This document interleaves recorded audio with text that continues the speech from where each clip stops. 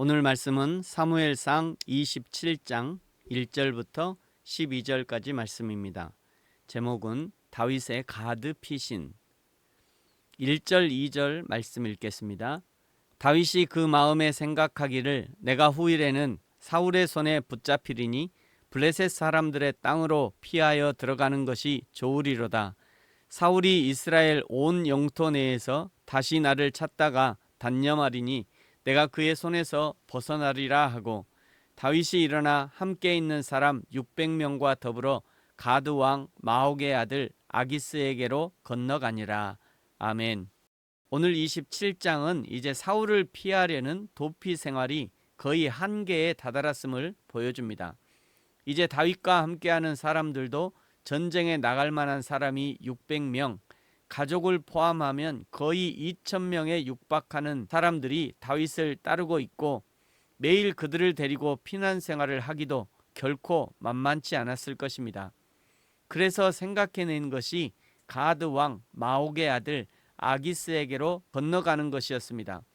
외견상으로는 다윗이 자기 부하들을 데리고 가드의 왕 마옥의 아들 아기스에게 투항한 것으로 보이면서 사울의 추격도 피하는 일석이조의 상황을 노린 것이라 할 수 있습니다. 그런데 아쉬운 것은 이 과정에서 다윗의 기도가 보이지 않습니다. 하나님, 이렇게 저렇게 생각하는데 하나님 어찌할까요? 하나님께 물었다면 분명 하나님은 더 좋은 길을 보여주셨을 것입니다. 그런데 다윗이 묻지 않고 결정하고 실행합니다. 우리가 언제 신앙을 잃어버릴 위험이 있는가? 삶의 코너에 몰리면 신앙을 잃어버릴 위험이 있습니다. 감정의 한계를 넘어설 때 신앙을 잃어버릴 위험이 있는 것이죠. 그때 하나님께 묻지도 따지지도 않고 어떤 일을 실행할 가능성이 존재합니다. 그때 신앙을 잃어버릴 위험이 있죠. 그래서 잠언 30장 8절에서 이렇게 기도하는 것입니다. 곧 헛된 것과 거짓말을 내게서 멀리 하옵시며 나를 가난하게도 마옵시고 부하게도 마옵시고 오직 필요한 양식으로 나를 먹이시옵소서. 평안한 삶을 누리는 게 인력으로 되는 것이 아닙니다. 냉장고가 가득하다 해서 평안해지는 것도 아니고 통장이 빵빵하다 해서 평안해지는 것이 아닙니다. 오늘 평안한 삶을 누리고 있다면 그것은 분명 하나님의 은혜가 우리를 지켜주고 계시다는 증거입니다.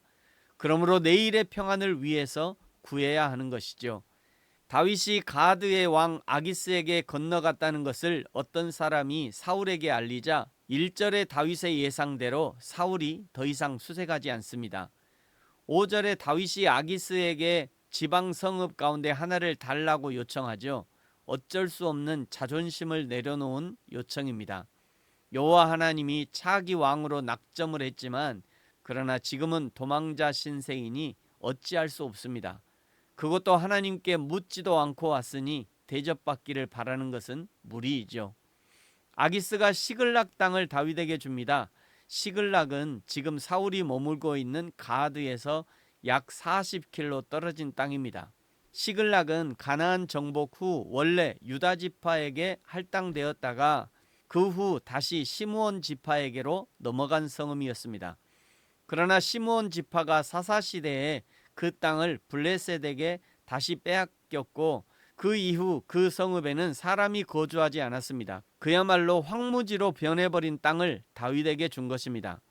그러나 7절은 다윗이 블레셋의 땅 시글락에 산 날수가 1년 4개월 정도밖에 안 되었다고 기록하고 있죠.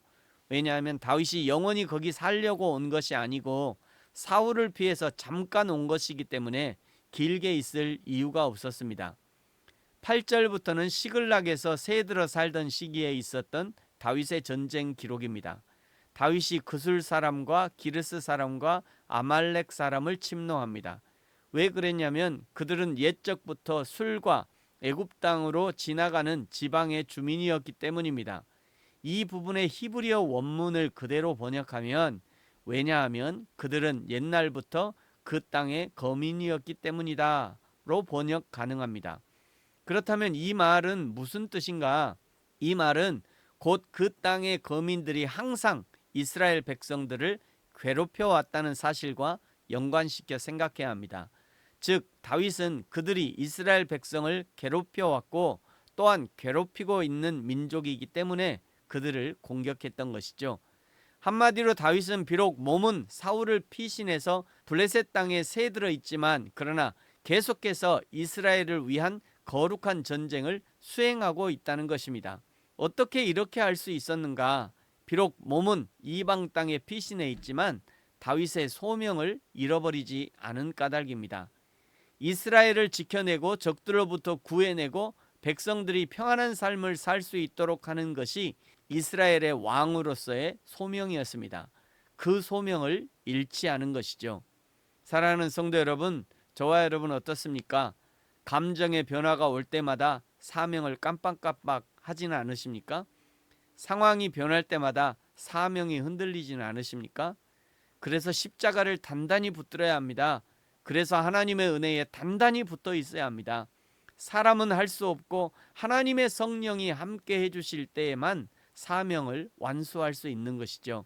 9절에 다윗이 새 민족을 쳐서 사람들은 죽였지만 양과 소와 나귀와 낙타와 의복은 빼앗아 옵니다. 보통 하나님의 명령하시는 전쟁은 진멸하라고 하시는데 이 전쟁은 하나님이 하라 한 전쟁이 아니었기 때문에 다윗의 백성들에게 필요한 전리품은 가지고 온 것입니다.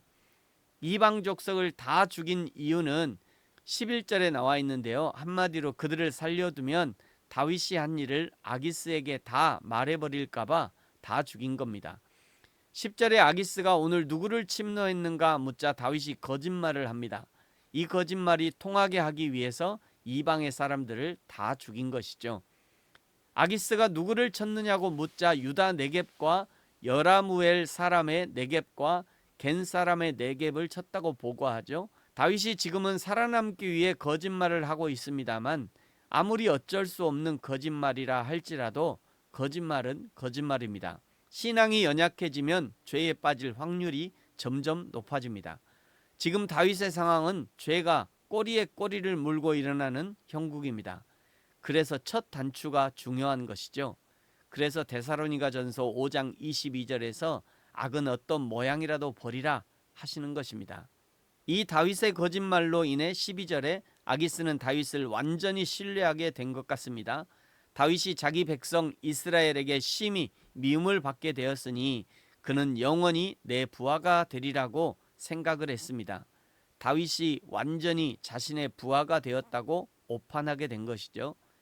다윗은 그의 환경이 어쩔 수 없이 거짓말을 할 수밖에 없는 상황이었고 거짓말을 하니 속아 넘어가는 아기스를 보면 이것이 연약한 인간이구나 생각됩니다.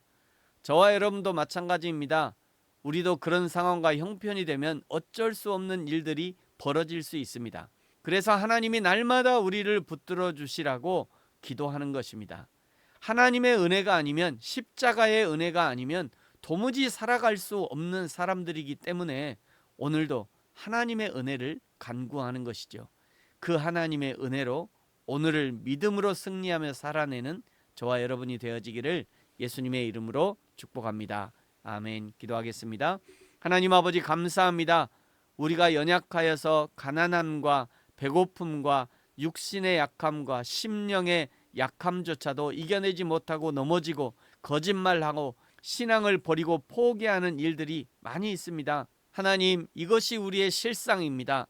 어제까지도 믿음으로 살다가 오늘 신앙을 떠나버리는 일들이 얼마나 많이 있습니까? 하나님, 우리를 불쌍히 여기시고 하나님 우리에게 오늘에 필요한 은혜를 허락하옵소서.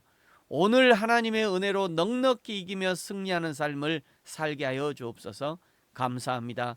예수님의 이름으로 기도합니다. 아멘. 세번역 주기도문으로 예배를 마치겠습니다. 하늘에 계신 우리 아버지, 아버지의 이름을 거룩하게 하시며 아버지의 나라가 오게 하시며 아버지의 뜻이 하늘에서와 같이 땅에서도 이루어지게 하소서. 오늘 우리에게 일용할 양식을 주시고 우리가 우리에게 잘못한 사람을 용서하여 준 것 같이 우리 죄를 용서하여 주시고 우리를 시험에 빠지지 않게 하시고 악에서 구하소서. 나라와 권능과 영광이 영원히 아버지의 것입니다. 아멘.